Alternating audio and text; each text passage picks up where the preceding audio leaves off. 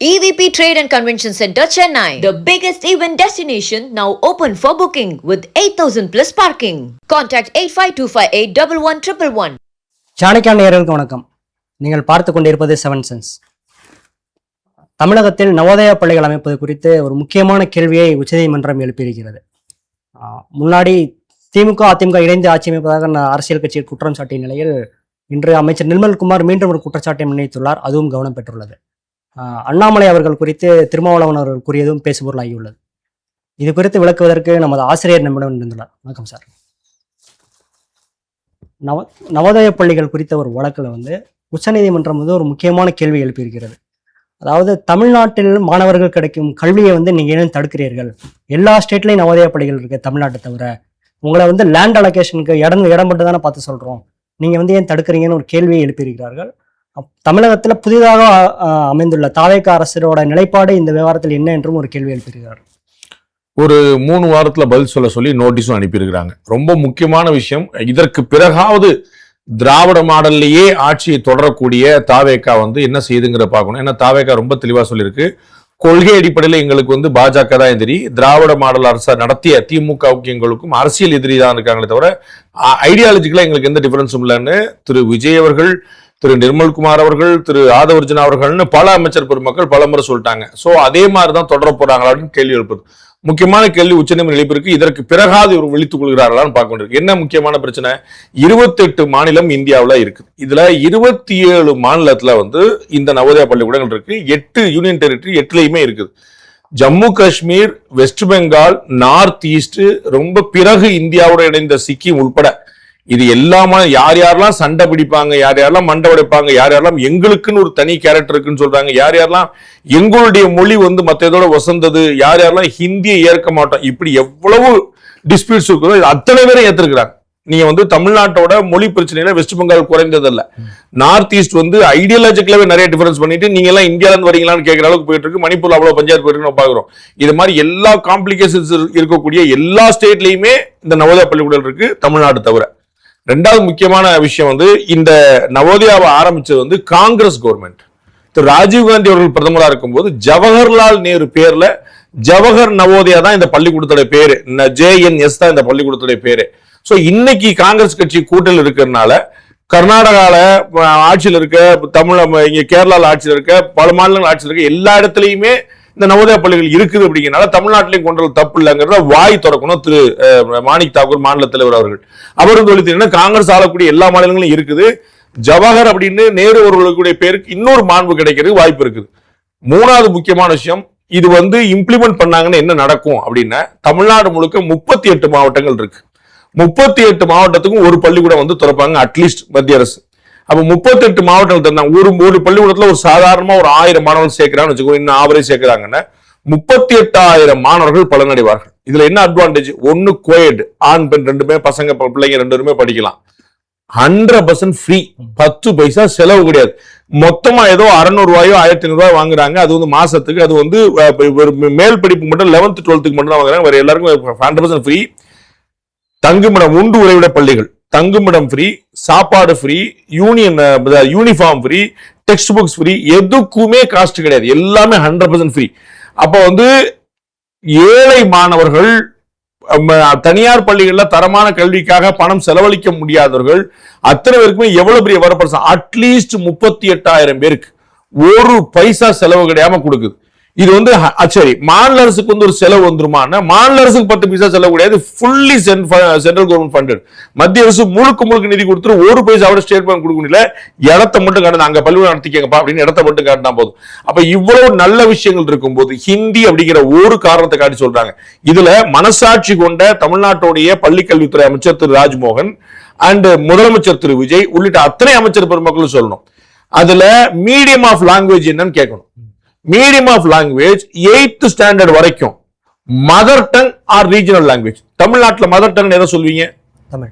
Regional language எதை சொல்வீங்க? தமிழ்.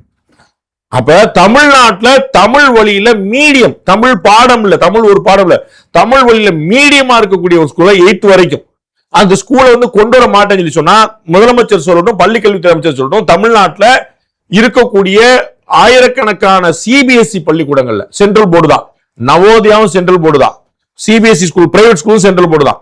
இங்க இருக்கக்கூடிய சிபிஎஸ்இ போர்டு ஸ்கூல்ஸ்ல தமிழ் வழியில நடத்துறாங்களான்னு சொல்லணும். புரியுங்களா? அப்ப சிபிஎஸ்இ ஸ்கூலுக்கு நாள்தோறும் அனுமதி அளிக்கக்கூடிய தமிழக அரசு மத்திய அரசுடைய சிபிஎஸ்இ ஸ்கூலுக்கு தமிழ் வழியில் பாடம் நடத்தக்கூடிய சிபிஎஸ்இ ஸ்கூலுக்கு ஹிந்தி ஒரு மீடியமா கொண்டு வர்றாங்கிற ஒரு காரணத்தை சொல்லிட்டு எவ்வளவு நாளைக்கு இதை ஏமாத்த போறாங்க? மக்களுக்கு இதுல யாருக்கு வந்து வாய்ப்பு கிடைக்க போகுது? ஏழைகளுக்கு. அவங்க வந்து ஒரு பெரிய நிறுவனங்கள்ல கல்வி நிறுவனம் சேர்க்க முடியாத வாய்ப்பு இல்லாதவங்களுக்கு தமிழ்நாடு முழுக்க குறைஞ்சபட்சம் 38,000 பேருக்கு கிடைக்க போகுது. அப்ப இந்த வாய்ப்பை தடுக்கிற மொழியை வச்சு காரணங்க. அப்ப நான் ஏற்கனவே நேற்று முன்னாடி பல நாள் கேட்டுருக்கோம், தமிழ்நாட்டில் இருக்கக்கூடிய சிபிஎஸ்இ பள்ளிக்கூடங்கள்ல திமுக நடத்தக்கூடிய பள்ளிக்கூடங்கள அதிமுக நடத்தக்கூடிய, ஏன் தாவைக்காவினரே நடத்தக்கூடிய பள்ளிக்கூடங்கள் திரு அண்ணாமலை அவர்கள் எக்ஸ்பிரஸ் பண்ணி கொடுத்தாரு. திரு விஜய் அவர்களுக்கே சொந்தமாக ஒரு பள்ளிக்கூடம் இருக்குது, அவங்க ட்ரஸ்டுக்கே சொந்தமாக. அந்த பள்ளிக்கூடத்துல ஹிந்தி இல்லைன்னு சொல்லட்டும். தமிழ்நாட்டில் எந்த சிபிஎஸ்இ பள்ளிக்கூடத்துல ஹிந்தி இல்லைன்னு சொல்லட்டும். சோ அப்ப எல்லா இடங்களிலும் ஹிந்தி இருக்குது. அப்ப அந்த காரணத்துக்காக நவோதயா அனுமதிக்க மாட்டேங்கிற நியாயம் இல்ல. தமிழ்நாட்டு சிபிஎஸ்இ பள்ளிக்கூடங்கள்ல தமிழ் வந்து மீடியமா இல்ல, நவோதயா சிபிஎஸ்இ பள்ளிக்கூடத்துல தமிழ் தான் மீடியமா இருக்க போது. இவ்வளவு நல்ல விஷயங்கள் இருக்கும் போது அது அனுமதிக்காமல் இருப்பது மத்திய அரசுக்கு எதிர்ப்பு இல்ல, தமிழர்களுக்கு எதிரான ஒரு செயல். இத தமிழ்நாட்டில் இருக்கக்கூடிய பாஜகவும் தமிழ்நாட்டில் இருக்கக்கூடிய காங்கிரஸ் கட்சி, காங்கிரஸ் கட்சி ஜவஹர் பேர்ல இருக்கிறனால முன்னிறுத்தி போராடணும். பாஜக தேசியம் பேசக்கூடிய கட்சிகளால போராடணும். ரெண்டு பேரும் வாய் மூடி நிக்கிறாங்க. அதனால திராவிடம் வந்து முன்னாடி நின்று வெற்று அரசியல் பண்ணிட்டு இருக்கு. முன்னாடி இந்த திமுக அரசை போலவேதான் தாவேக அரசும் இருமொழி கொள்கைங்கிறதுல வந்து நாங்க உறுதியா இருக்கோம் அப்படிங்கிற ஒரு, அது ஒரு ஏமாத்துங்க, அது பொய்ங்க, அது எல்லாருக்கும் தெரியுங்க. நான் இவ்வளவு நேரம் தொண்டை தண்ணி விட்டு அதான் சொன்னேன். இருமொழி கொள்கை தமிழ்நாட்டில் 51% மாணவர்கள் பள்ளிக்கூடத்துல தனியார் பள்ளிக்கூடத்துல படிக்கிறாங்க sir. 51% students are studying in private schools. All the private schools are having 3 languages. அப்புறம் இருமொழி கொள்கை என்ன யாரை ஏமாத்துறீங்க? அப்ப இருமொழி கொள்கை அரசு பள்ளிக்கூடத்துல சொல்றீங்க. 58 பள்ளிக்கூடம் மூடிச்சிட்டீங்க இந்த வருஷம், ரைட்? ஒரு மாணவரோட சேரல. அப்ப அரசு பள்ளி மாணவர்கள் எண்ணிக்கை குறைஞ்சுக்கிட்டே வருது. சென்ட்ரல் கவர்மெண்ட் கொடுத்த ரிப்போர்ட் ரொம்ப தெளிவா புள்ளி வருது சொல்லுது. அது தமிழ்நாடு கவர்மெண்ட் கொடுத்த ரிப்போர்ட் தவிர அரசு பள்ளிகளுடைய மாணவர் எண்ணிக்கை குறைஞ்சுக்கிட்டே வருது. மக்கள் தொகை குறைஞ்சிருக்கா சார்? மக்கள் தொகை ஆண்டு கூட்டிகிட்டே போகுது. அப்ப வந்து அரசு பள்ளி மாணவர் எண்ணிக்கை குறைஞ்சிக்கிட்டே போகுது, தனியார் பள்ளி மாணவர் எண்ணிக்கை குறைஞ்சிக்கிட்டே போகுது. அரசு பள்ளிகள் மூடிட்டே போறாங்க, தனியார் பள்ளிகள் கூட்டிகிட்டே போறாங்க. அப்ப தெரிய வேண்டாமா இவங்களுக்கு என்னன்னு? அப்ப யாரு ஏமாத்துறக்கா இந்த முயற்சி? இவர்கள் மத்திய அரசுக்கு எதிராக செயல்படவில்லை, இவர்கள் தமிழர்களுக்கு எதிராக செயல்படுகிறார்கள். தமிழர்கள் வளர்ந்து விடக்கூடாது, படித்து விடக்கூடாது, செலவுலாம் படிச்சிடக்கூடாது, இதான் யோசிக்கிறாங்க. இல்லாட்டி தனியார் பள்ளிகளுக்கு ஆதரவா செயல்படுறாங்க, தமிழர்களுக்கு ஆதரவா செயல்படலன்னா தனியார் பள்ளிகளுக்கு ஆதரவா செயல்படுறாங்களான்னு கேள்வி பண்ணும். அரசாங்க பள்ளிக்கூடம் 10 பைசா செலவு இல்லாம ஒரு துவக்கி நடத்துறேன்றாரு, தமிழ் வழியில் நடத்துறேன்றாரு. அதை ஏற்க மாட்டீங்க, தனியார் பள்ளிகளை ஊக்கி வைக்கிறீங்க, அரசு பள்ளியில மூடுறீங்க. அப்ப நோக்கம் என்ன, அஜெண்டா கேள்வி. இருமொழி கொள்கைங்கிற ஒரு பொய். நாங்க பலமுறை சொல்லியிருக்கேன், சென்னை மாநகராட்சி தெலுங்குல பாடம் நடத்துது, பிரெஞ்சுல நடத்துது. அப்ப என்ன பண்றீங்க? நீங்க எனக்கு புரியவே இல்லையே. பிரெஞ்சு வச்சிருக்கீங்க, உருது வச்சிருக்கீங்க, தெலுங்கு வச்சிருக்கீங்க. எத்தனை மாவட்டங்களை நான் காட்டட்டும்? அந்த ஆர்டிஐ எடுத்த டேட்டா நான் காட்டுறேன். அப்ப நீங்க நடத்திக்கிட்டு நீங்க என்ன யாரை ஏமாத்துறீங்க? இது தமிழர்களுக்கு எதிரானது, ஏழைகளுக்கு எதிரானது, வித்தவுட் எனி டவுட். அதே நேரத்தில் அமைச்சர் நிர்மல்குமார் அவர்கள் ஒரு கருத்தை வந்து முன் வச்சிருக்காரு. அதாவது திமுக அதிமுகவும் அடுத்த ஒரு வருஷம் அல்லது 2 வருஷத்துக்குள்ள பாஜகவுடன் கட்சியவே இணைத்து கைகோர்த்து ஆட்சி அமைக்கும் சூழ்நிலை வரலாம். இப்போ வந்து அதுக்கான திட்டம்லாம் போட்டுட்டாங்க, யாருக்கு மினிஸ்டர் பதவி அதுலதான் போட்டி நடக்குதுங்கிற ஒரு விமர்சனத்தை முன்வைத்திருக்கு. சரி, தூய சக்தியா இருக்கக்கூடிய தாவேக்கால அதிமுக ஊழல் புகாருக்கு உள்ளான வழக்குகள் இருக்கக்கூடிய ஒரு அமைச்சர் முன்னாள் அமைச்சரோட இல்லைன்னு சொல்லட்டும், ஒத்த கூட இல்லைன்னு சொல்லட்டும். திமுக இருந்து நாளைக்கு யாராவது வந்தா சேர மாட்டோம்னு சொல்லட்டும். அண்ணா அனிதா ராஜ் என்ன கம்ப்ளைண்ட் பண்ணாரு?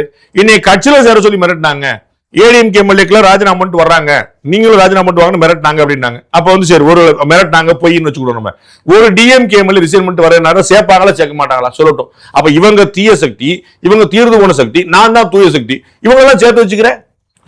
நேத்து வரைக்கும் உங்களை கேவலமா விமர்சனம் பண்ண கட்சிகள், இங்க டிஎம்கே கூட அலைன்ஸ்ல இருந்தவங்க, இன்னைக்கு பூரா அவங்க கூட வந்துட்டாங்க. ரிசல்ட்டுக்கு பிறகு உங்களை விமர்சனம் பண்ணவங்க இன்னைக்கு பூரா உங்களை வந்தாங்க. அவங்க எல்லாம் இப்ப நல்ல சக்தியா வந்துட்டாங்களா? அவங்க கூட அலைன்ஸ் வச்சுட்டீங்க. அண்ணன் வைகோ ஒரு எம்எல்ஏ கூட இல்லாம வந்தார். அவர் நீங்க அதனால என்னன்னு அப்படின்றீங்க. உங்களை என்ன பேச்சு பேசியிருக்காரு வைகோ, நீங்க எடுத்து பாருங்க, என்ன பேச்சு பேசியிருக்காருன்னு பாருங்க. கரூர் சம்பவத்துக்கு காரணமான விஜய்னு சொல்லியிருக்காரு. கரூர் சம்பவத்துக்கு காரணமே தாவேக்கான் இருக்காரு. கொஞ்சம் கூட பொறுப்பற்ற முறையில தாவேக்கா செயல்பட சொல்லியிருக்காரு. யாரு? திரு வைகோ. அவர் கூட்டத்தில் வச்சிருக்கீங்க. RSS பிள்ளைகள் அப்படின்னு சொல்லி சொன்னார் உங்களை திருமாவளவன், அவரை கூட்டத்தில் வச்சிருக்கீங்க. அப்ப நீங்க எப்படி சேர்ந்தீங்க? நீங்க இந்த கட்சியில எவ்வளவு கூட்டத்தில் இருந்தீங்க எலெக்ஷனுக்கு முன்னாடி? அப்ப எலெக்ஷனுக்கு பிறகு நீங்கள் ஆட்சியை தக்க வைக்க திமுக கூட்டணியை கபலீகரம் பண்ணி உங்க கூட்டணி வச்சுக்கிட்டீங்க. இது ராஜதந்திரம். பாஜக அவங்க ஒரே கூட்டணி, அவங்க கொள்கை கிடையாது. Politics all about survival and success. நீங்க உங்க சர்வைவல ராஜேந்திரம்ன்றீங்க. பாஜக சர்வைவலுக்கு ஏதாவது பண்ணாலும் ராஜேந்திரன் தானே. அப்போ அதுல என்ன குழப்பம் உங்களுக்கு? சரி, பாஜக கூட்டணியில திமுக இதற்கு முன்னாடி இருந்தது இல்லையா? பாஜக கூட்டணியில அதிமுக இப்ப இல்லையா? அப்ப ஏற்கனவே இருந்த திமுக திரும்ப சேருதா இல்லையா பாக்கணும். இன்னும் சேரல, சேரணும் சொல்லுங்க. நீங்க சேர்ந்துருவோம் ஏன் பதறீங்க? திரு சிதம்பரம் நேத்து பதறாரு, திரு நிர்மலா இன்னைக்கு போய் ஏன் பதறீங்க? உங்க கூட எல்லாம் சேர்ந்து சந்தோஷப்படுறீங்க. ஏடிஎம்கே 2017 இருந்து இந்த திருவாளர்கள் எப்படி ஆட்சி நடத்தினாங்கன்னு கேட்டீங்களே. 2017 திருவாளர் ஆட்சி நடத்த லட்சம் சொன்னீங்களே. திருவாளர்கள் முதல் திருவாளர் வந்து திரு எடப்பாடி பழனிசாமி. மற்ற அத்தனை திருவாளர் தான் உங்க கூட இருக்கிறாங்க. விஜயபாஸ்கர் ஸ்கொயர்ஸ் எல்லாம் யாரு? அவங்களாம் உங்க கூட கிடையாதா? மத்தவங்க எல்லா பொதுமக்கள் முன்னாடி வந்து சேர்ந்திருக்காங்களே, அதெல்லாம் உங்களுக்கு ஓகேவா? அந்த திருவாளர் ஓகே இல்ல, அந்த திருவாளர் கூட இருந்த செங்கோட்டையன் ஓகேவா? அப்ப இந்த கேள்வி வருதா? அப்ப நீங்க உங்க பக்கம் நீங்க சேர்த்துக்கிட்டீங்கன்னா நான் ஒரு தூய அரசியல். நீ தமிழ்நாட்டு வாஷிங் மிஷின், அது Delhi washing machine. Delhi washing machine சரியில்லைன்னு தமிழ்நாட்டு வாஷிங் மிஷின் சொன்னா ஒரு கம்பெனிக்குள்ள 2 கம்பெனிக்குள்ள போட்டி தானே பார்க்க முடியும், வேற என்ன பார்க்க முடியாது. விசிகா தலைவர் திருமாவளவன் அவர்களும் இதே ஒரு கருத்தை வந்து சொல்லியிருக்காரு. அதாவது நாளை வந்து பாஜகவோட திமுக வந்து கூட்டணி வைக்கக்கூடிய சூழல் வந்து ஏற்படலாம். பாஜக எதிர்க்கிற வரைக்கும் தான் திமுக வந்து நமக்கு நட்பு சக்தி, திமுகவோட வலிமை நமக்கு தேவைப்படுகிறது. நேஷனல் லெவல்ல வந்து பிஜேபி எதிர்ப்பதற்கு திமுகவின் வலிமை தேவைப்படுகிறதுன்னு ஒரு கருத்தை முன் வச்சிருக்காரு. ஆமா, அவங்க வந்து பாஜகவை ஆதரிச்சா எதிர்ப்பு சக்தி, பாஜகவை எதிர்த்துட்டா நமக்கு நட்பு சக்தி. 2001 திரு திருமாவளவன் சுயமே அவரே எம்எல்ஏவா இருந்தாரு. யார் கூட்டணியில் இருந்தாரு? 2001 திமுக பாஜக கூட்டணியில் இருக்கும்போது அந்த கூட்டணியில் இருந்தவரா இல்லையா திருமாவளவன்? 25 வருஷம் முன்னாடி, ரொம்ப பல நூற்றாண்டுகள் முன்னாடி எல்லாம் கிடையாது. அவருடைய பொலிட்டிக்கல் கேரியர்ல பிகினிங்ல அன்னைக்கு இல்லாத பிஜேபி இன்னைக்கு வந்துருச்சா? 2001 பாஜகவோட கூட்டணி சேர்ந்திருந்த போது, அவர் சேர்ந்திருந்த போது குஜராத் கலவரம் நடக்குது. 2002 குஜராத் கலவரம். அவர் கூட்டணியில் இருந்தாரா இல்லையா? எம்எல்ஏ இருந்தாரா இல்லையா? அதற்கு முன்னாடி ராமர் கோயில் பாபர் மசூதி இடிக்கப்பட்டுருச்சு. அந்த பாஜக இருக்கிற இடத்துல இருக்க மாட்டேன்னு திருமாவளவன் ஏன் சொல்லல? நீங்க இன்னைக்கு என்ன பண்ணிருக்கீங்கன்னு சொல்லணும்ல. நீங்க இல்ல சார், அன்னைக்கு நான் கூட்டணியில சேரும் போது பாபர் மசூதி அப்படியே இருந்துச்சு, அன்னைக்கு நான் கூட்டணியில் இருந்த போது குஜராத் கலவரம் நடக்கவே இல்லை, அப்புறம் தானே சார் நடந்துச்சு, நான் சேர மாட்டேன்னு சொல்லுங்க, நான் ஒத்துக்கிறேன். குஜராத் கலவரத்துக்கு போது நீங்க கூடவே இருக்கிறீங்க. பாபர் மசூதி இடிக்கப்பட்ட பிறகுதான் உடனே சேர்றீங்க. அன்னைக்கு இல்லாத தீண்டத்தகாத பாஜக இன்னைக்கு என்ன உருவாயிருச்சு? ஈழத்தின் விடுதலை போற வந்து ஒழித்து கட்டியது காங்கிரஸ். காங்கிரஸ் கூட உட்கார்ந்து இருக்கீங்க 20 வருஷமா. அங்க உங்களுக்கு தயக்கம் இல்ல, பொலிட்டிக்கலா எந்த ஒரு குழப்பமும் இல்ல உங்களுக்கு. ஈழத்துல தமிழர்களை ஒழித்தோம்னு சொல்லிட்டு அண்ணன் வன்னியரசு வந்து திருமாவளவனுக்கு ஒரு போட்டி எக்ஸ்ட்ராவே சண்டை போடுவார் புலிகளுக்காக. அவர் அமைச்சராகவே உட்கார்ந்து இருக்காருங்க. காங்கிரஸ் ஒரு அமைச்சர், இவங்க ஒரு அமைச்சர். காங்கிரஸ் இவங்க அமைச்சர். அப்ப உலகத்தில் இருக்கக்கூடிய ஈழத்தமிழர்லாம் என்ன நினைப்பாங்க? வன்னியரசு வந்து பல பிரச்சனைகளை சந்தித்தவர், வழக்குல சந்திச்சவர். அவர் வந்து அமைச்சராக உட்கார்ந்திருக்கிறார். யாரு கூட? காங்கிரஸ் கூட. எந்த காங்கிரஸ்? மஹிந்த ராஜபக்சே சொன்னார், காங்கிரஸ் கட்சிக்காக நாங்கள் போரை நடத்தினோம். It is India's war we did அப்படின்றார். அவங்க சோனியா காந்தில இருந்து பிரியங்கா அத்தனை பேர் உங்களுக்கு தெரியாதா? அவங்க கூட நீங்க கூட்டணி வச்சிருக்கீங்க. அப்ப இது என்ன கணக்கு? பாஜகவை எதிர்க்கிற தவிர வேற ஏதாவது அஜெண்டா இருக்கா? சரி, பாஜக எதிர்க்கிறது காரணம் ஒண்ணு உருப்படியா சொல்ல முடியுது அவங்களால? நீங்க கூட்டணி இருக்கும்போது இல்லாத என்ன காரணம் வந்துச்சு? மதவாத பாஜக தானே சொல்வீங்க. மதவாதத்தை நான் 2 கேள்வி கேட்கிறேன். குஜராத் கலவரம் நீங்க இருக்கும்போது நடந்தா பிறகு நடந்ததா?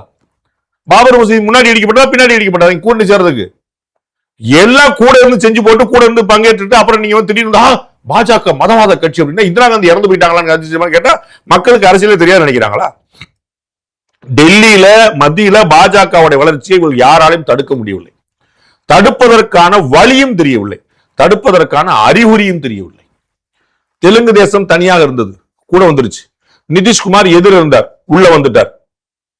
திரிணாமுல் காங்கிரஸ்ல 80% கட்சி இவங்க கூட வந்துருச்சு. இப்ப திமுக வந்துருச்சுன்னா 2/3 மெஜாரிட்டியோட பார்லிமெண்ட்ல பாஜக கூட்டணி வந்துடும். பாஜக உள்ள பெரிய அட்வான்டேஜ் என்ன? அவர்கள் கூட்டணியை அரவணைக்கக்கூடிய கட்சிகள். காங்கிரஸ் மாதிரி எலெக்ஷன்ல நின்றுட்டு மறுநாள் எந்திரிச்சு ஓடி போற கட்சி கிடையாது. கூட்டணி கட்சி அத்தனை பெரும்பான்மை கவர்மெண்ட் 2014 19 மெஜாரிட்டி கவர்மெண்ட் பிஜேபிக்கு தனியாவே பெரும்பான்மை இருந்துச்சு. ஆனா கூட்டணி போல சீட் வச்சிருந்தாங்க. இன்னைக்கு வந்து திரு விஜய் அவர்கள் வந்து 7 பேர் ராஜினாமா பண்ண சொல்றாரு. எதனால? அவர்களுடைய பெரும்பான்மை மெயின்டைன் பண்றதுக்கு. இன்னைக்கு தேதிக்கு அண்ணன் திருமாவளவன் தயவு இல்லாம தாவே காட்சி தொடரும். மறுப்பாரா அவரு? அவரும் 2 கம்யூனிஸ்ட் கட்சியும் வெளியே போயிட்டாலும் ஆட்சி தொடரும். மறுப்பாரா அவரு? இன்னைக்கு தேதிக்கு டோட்டல் கணக்கு பார்க்க சொல்லுங்க. அண்ணன் திருமாவளவனுக்கு தெரியாத கணக்கு கிடையாது. இன்னைக்கு தேதிக்கு காங்கிரஸ் ஐயுமல் மட்டும் கூட இருந்தா போதும். இந்த இடதுசாரியும் தேவையில்லை, விடுதலை சிறுத்தையும் தேவையில்லை. அந்த இடத்துக்கு ராஜேந்திரமா நகர்றாரு திரு விஜய் அவர்கள். அது தெரிஞ்சுக்கிட்டு இவங்க வந்து அப்ப எல்லாம் ஒண்ணு சேர்ந்த, ஏன்னா திமுக கூட தாவேக்கா வந்து இணைஞ்சிட்டாங்க அப்படின்னா தாவேக்கா காலி பண்ணிடலாம், அரவணைச்சு கெடுக்கிறது. அப்ப அதிமுகவும் திமுகவும் சேர்ந்து திருமாவளவன் முதலமைச்சரை பத்தி பேச்சு வந்துச்சா இல்லையா? அதை ஒருபோதும் அனுமதிக்க மாட்டேன்னு சொன்னாரா? சொல்லவே கிடையாது. அது நடக்காதுங்க. அதெல்லாம் நடக்க உங்களுக்கு புரியுதா? உங்களுக்கு அப்படிப்பட்ட சூழல் இன்னும் வரல. உங்களுக்கு புரியுது? அப்ப நீங்க என்ன செஞ்சிருக்கணும்? ஏடிஎம்கே கூட நான் சேர்றதா? இன்னைக்கு கால் வரைக்கும் பிஜேபி கூட்டணி இருக்கிறாங்க, அந்த பேச்சை வச்சுக்கிறாரு. நான் மறுத்தேன், நீங்க ஒரு தடவை சொல்லுங்க. 15 பேட்டி கொடுத்திருக்காரு, டெய்லி காலைல பிரஸ் மீட் கொடுக்குறாரு. ஒரு தடவை சொல்லுங்க, அதிமுக திமுக இணைந்து உங்களை முதலமைச்சராக்கும், நீங்கள் ஏற்கிறீங்களா சொல்லும் போது சி இந்த பழம் புளிக்கும், நான் அந்த பக்கம் வரைய மாட்டேன்னு சொன்னாரா? அதெல்லாம் வாய்ப்பு இல்லைங்க, நடக்காதுங்க, அதெல்லாம் சாத்தியம் இல்லைங்க. அப்ப சாத்தியப்படுத்தி இருந்தால் எல்லோரும் அழுத்தி இருந்தா வந்திருப்பாரா இல்லையா? அன்னைக்கு அதிமுக நல்லா இருந்திருக்குமா? பிஜேபி கூட இருந்தாங்கல்ல, பிஜேபி கூட இருந்து எம்எல்ஏ வந்தவங்க எப்படி எது பண்ணி சொல்லுவாங்க? அப்ப இவர்கள் ரொம்ப தெளிவா இருக்கிறாங்க. அரசியல்ல வந்து பாஜகவை எதிர்க்க முடியல, திமுக இருந்து போயிருச்சுன்னா உள்ளதும் போயிடும். அப்ப வந்து திமுகவோட பாஜக சேர்ந்தா தமிழ்நாட்டுல திரும்ப ரிவைவ் ஆயிடும். ஏடிஎம்கே அப்படிதான் இருக்குது, ஒன்னும் பிரச்சனை. அப்ப வந்து எப்படியாவது பிஜேபி காலி பண்ணோம், கூடவே சேர்ந்து திமுக காலி பண்ணா நல்லா இருக்கும். இதான் உங்க ஐடியாவா இருக்கு. பிராக்டிகலா லாஜிக்கலா தான் இருக்கான்னு எனக்கு தெரியல.